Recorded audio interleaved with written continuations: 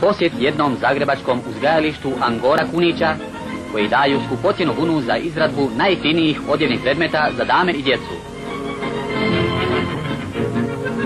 Mjesečno jednom vrši se takozvano iščešljavanje ili čupanje vune.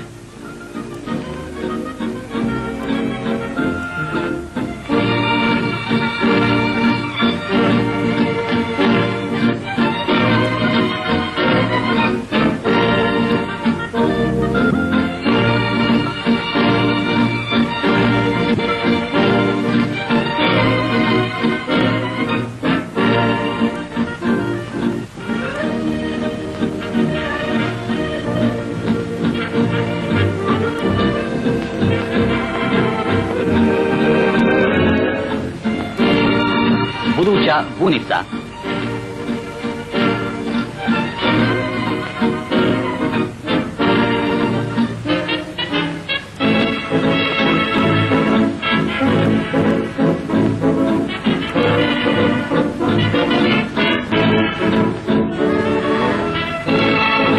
Predenje vune.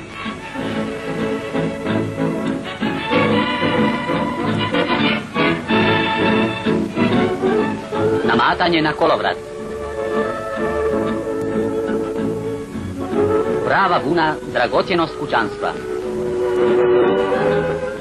A sad mala smotra krasnih odjevnih predmeta iz prave zečje vune.